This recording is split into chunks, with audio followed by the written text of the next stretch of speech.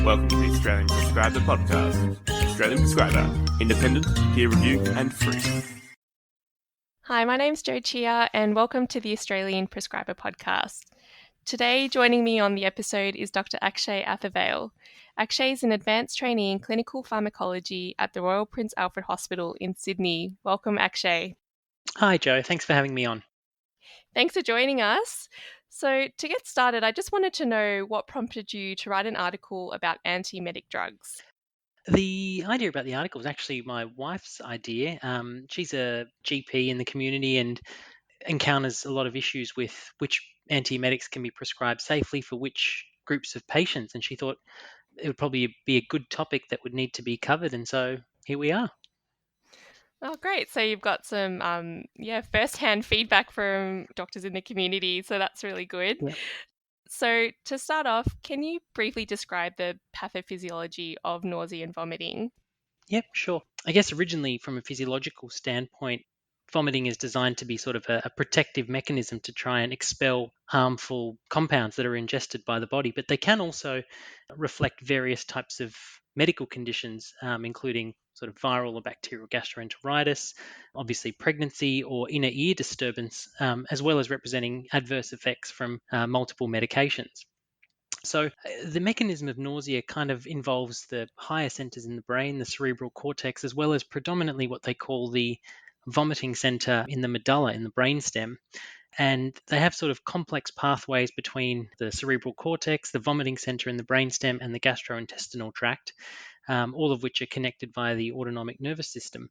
And there are a number of neurotransmitters that modulate the response that occurs. And these sort of include histamine, dopamine, serotonin, and neurokinin. And they all sort of interact in a fairly complex way in order to trigger nausea and vomiting.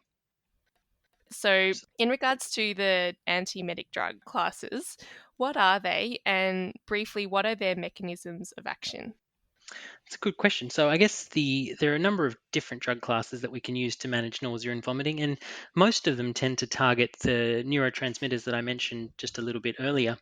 The more common antiemetics that we're all sort of familiar with would probably be the dopamine antagonists, and I guess the best known of those would probably be the metoclopramide and the domperidone. And metoclopramide sort of works through blocking the dopamine receptors centrally, so in the brainstem and cortex, and in what they call the chemoreceptor trigger zone, as well as blocking those receptors in the gastrointestinal tract.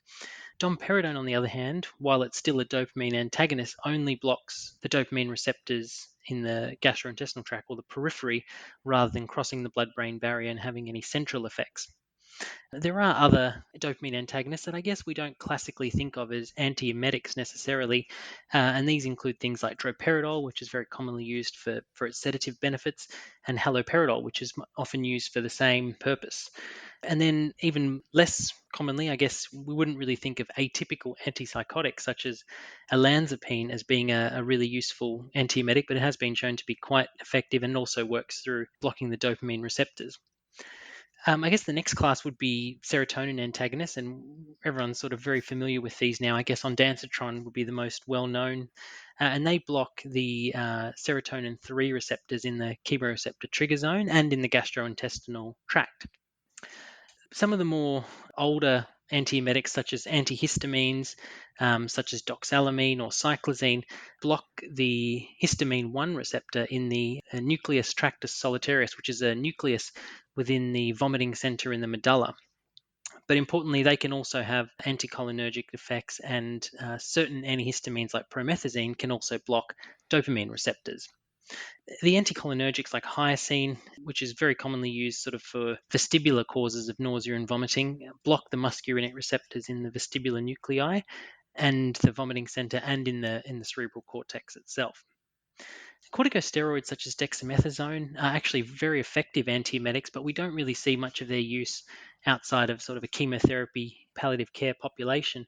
But they reduce the amount of prostaglandins that are synthesized and released, and they also increase the gastrointestinal receptors' sensitivity to blockade by co-administration of serotonin antagonists like ondansetron.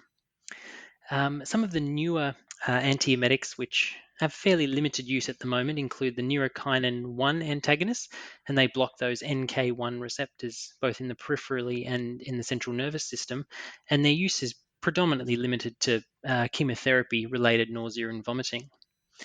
The cannabinoid based drugs are gaining a lot of popularity, and there's a lot of discussion about when they should be used. And they tend to modulate the effect of all the other neurotransmitters that we talked about through activation of the cannabinoid 1 receptor, which is an inhibitory receptor.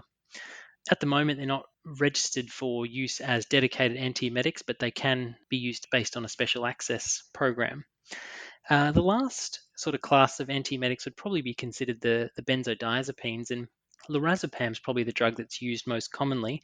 And benzodiazepines increase the activity of the GABA A chloride channel, and that has a couple of effects. One, it helps in reducing anxiety for patients, and that can often result in reductions in nausea and vomiting, but it also functions to suppress the activity of dopamine in that chemoreceptor trigger zone. And so while all these drugs sort of have one identified mechanism of action, they all act across a number of neurotransmitter systems and a number of receptor systems to alleviate nausea and vomiting. Wow, thank you. That was very informative. And for the listeners out there, there's a very clear table in the article that Akshay has written as looking at the mechanisms of action. So, I mean, you've already mentioned it a little bit that depending on what neurotransmitters or receptors that these drugs are targeting, that can affect the side effect profiles. So if you want to discuss, the key side effects per drug class, what are the things that we should actually be counseling our patients on if we were handing out these drugs to them? Yeah, absolutely. It's really important to think about side effects for any drug that we are prescribing or dispensing, and we'll kind of go through them in the same way that they're defined in the article. So, dopamine antagonists, mainly your metoclopramides, domperidone, and things like droperidol and haloperidol. The main sort of side effects that we worry about are the extrapyramidal side effects, so the movement-related side effects that occur from blocking the dopamine receptors, sometimes triggering an almost Parkinsonian type of presentation. The other major side effects to consider would be, particularly for haloperidol and droperidol, would be effects on the electrocardiogram, on the ECG, and that would be prolongation of the QT interval. There's been a lot of debate about whether these drugs actually prolong the QT interval on the ECG and not. And overwhelmingly, it doesn't seem like they have a particularly significant effect, but there are a number of reports in the medical literature about cardiac arrhythmias and prolonged QT intervals on the ECG. So it is something just to bear in mind, particularly in patients who do have underlying cardiac disease. The other thing to think about is the off-target effects, so the effects that these dopamine antagonists have on other receptor systems. And often you can see that in the form of antihistaminergic effects, so patients might have sedation, they might have antiadrenergic effects, and so they might have hypotension. They may also have anticholinergic effects through inhibition of the muscarinic receptors. The anticholinergic effects are particularly important in older patients who are susceptible to those side effects in particular, and these can include things like urinary retention, confusion, and visual changes. So, really important to identify who your population is and look at whether they're at risk of developing these side effects or not. Serotonin antagonists, the most well known adverse effect, I guess, would be fairly severe constipation. They're also associated with a dose dependent lengthening of the QT interval on the ECG. And I guess it's important to point out that most of these QT effects are actually related to intravenous administration of these drugs rather than oral administration. And particularly in children, while there are a number of reports of cardiac arrhythmia and sudden death, these have all occurred in situations where the kids have either had underlying cardiac disease, electrolyte abnormalities, and they've been given repetitive intravenous doses rather than the oral dose, which certainly seems to be much safer. The neurokinin antagonists, the main side effects to about really would be constipation and fatigue. And fatigue can be quite significant, particularly given that these drugs are used in patients with cancer who are suffering from chemotherapy-induced nausea and vomiting. So they often tend to be fairly tired or fatigued or lethargic to begin with, and these medications can add to that and make that worse. Antihistamines such as doxylamine or cyclizine, The main side effects to really consider would be sedation, and often that's actually a desirable side effect, and that's part of the reason why people sometimes take those medications. But the other big class would be the anticholinergic side effects. So again, in the elderly populations in particular, there's a risk of increasing confusion, urinary retention, increasing risk of fall. So using these drugs should be carefully weighed against the risk of developing those side effects. The anticholinergic drugs themselves, such as hyoscine, their main adverse events are anticholinergic, as I just described for the antihistamine.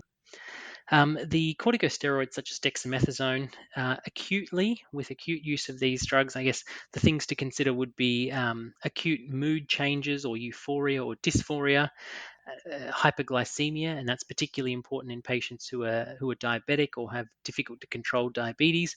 And then, sort of more chronically, the adverse events can include hypertension, weight gain, and osteoporosis. Thanks, Akshay. So you were mentioning in your answer before making sure we choose the right patient population. So in which patients are the drugs that you've mentioned most effective? Yeah, absolutely. I guess it's a bit of a two-part question in terms of which drugs are most effective, because you kind of need to consider which drugs are most effective and which drugs are safe in that particular population. So I guess the primary example would be in pregnancy or in first trimester of pregnancy. Metoclopramide and antihistamines such as doxylamine are commonly used, and they're considered category A medications for pregnancy. However, increasingly, we're seeing more and more use of oral serotonin antagonists like ondansetron, but it's more used as a second-line agent. And while we consider the drug to be fairly safe, it is important to remember that there are some studies that show that there is a slightly increased risk of developing malformations such as oral clefts. I guess the other thing to consider in that particular population, using pregnancy as an example, is that a number of the drugs haven't actually been trialed in pregnancy associated nausea and vomiting. So they may, in fact, be quite effective. We just don't know because we're not aware of their safety profile in pregnancy. But with that said, some of the other more common indications, so patients presenting with acute gastroenteritis, serotonin antagonists and dopamine antagonists tend to be the most effective drugs used. Serotonin antagonists have the added benefit of reducing gastrointestinal motility, so may help to settle the gastroenteritis a little bit. In terms of migraine-associated nausea and vomiting, dopamine antagonists, mainly metoclopramide, tends to be the drug of choice. The reason for that is one, that it's got a reasonable antiemetic effect, but two, pharmacokinetic studies have shown that it actually can boost the effectiveness of certain non-steroidal anti-inflammatory medications as well as paracetamol. So you kind of get a double benefit in boosting the analgesic effect of the drugs you're co-administering and also getting benefit related to reducing nausea and vomiting.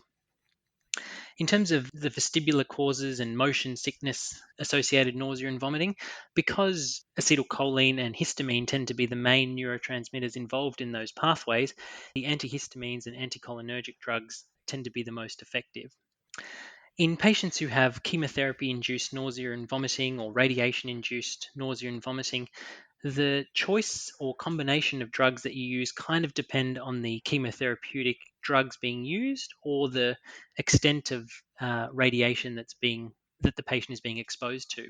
So in patients who are receiving chemotherapy that is very highly likely to induce nausea and vomiting, they usually tend to derive the most benefit from a combination of a serotonin antagonist, a neurokinin 1 receptor blocker, and a corticosteroid. Whereas those receiving treatment with a drug that's less likely to cause it can usually get away with a serotonin antagonist or a combination of just two of those three previously mentioned. The postoperative and the opioid-induced nausea and vomiting, I'm kind of going to lump together because they kind of do get dealt in the same way, and it is hard to tease them apart. But in general, all of the antiemetic classes listed are effective. Some of the antiemetics we can't access readily. So, for example, the neurokinin 1 inhibitors are effective for postoperative nausea and vomiting, but they're currently not listed under the PBS for that particular indication. So that kind of limits their use. But otherwise, serotonin antagonists and dopamine antagonists, in particular droperidol, is very commonly used for postoperative nausea and vomiting. Thank you. And just to finish up, At the start of the talk, you did mention a couple of, put in quotation marks, newer drugs that have been trialed and recommended to treat nausea and vomiting, such as, atypical antipsychotics like olanzapine or the cannabinoids. So, from your experience, what has the uptake been like for these medications for nausea and vomiting? So that's a really good question. So, in terms of the olanzapine, I've seen that used in relation to chemotherapy-induced nausea and vomiting, and it has actually been taken up in some guidelines for standard treatment of chemotherapy-induced nausea and vomiting. I think the problem with it at the moment, and the reason that it hasn't been taken up even more, is that when you look at the PBS criteria for prescribing olanzapine, chemotherapy-induced nausea and vomiting, or nausea and vomiting in general, aren't actually indications for PBS subsidy. And so as a result, prescribing it privately tends to be more expensive, and that can sometimes limit its more widespread use. The cannabinoids are a topic of hot debate, really. And at the moment in Australia, the cannabinoids are licensed for management of spasticity associated with multiple sclerosis. They can be accessed via special access for refractory nausea and vomiting in patients receiving chemotherapy, but usually they're reserved as a last line treatment after failure of the standard treatments. One of the major problems with the use of cannabinoids in that population is that they haven't really been compared against the current standard of care. So they haven't really been compared against serotonin antagonists, and they may in fact have more side effects. One of the other major limiting factors about their use is the accessibility factor. So there's a reasonable amount of paperwork in order to get the medications, and often prescribers and practitioners aren't familiar with the logistics of trying to acquire the particular medication, and oftentimes they just don't feel comfortable prescribing them given that they have no personal experience with those medications. One of the other newer ones, which would be the neurokinin inhibitors, and I guess they've been around for a little while now, but they're used fairly routinely for chemotherapy-induced nausea and vomiting. But as I said before, they are quite effective for post-operative nausea and vomiting. But at the moment, their PBS listing criteria is for chemotherapy-induced nausea and vomiting only. All right, thank you, Akshay. That brings us to the end of the interview. Thanks again for joining us. Thank you very much for having me, Joe.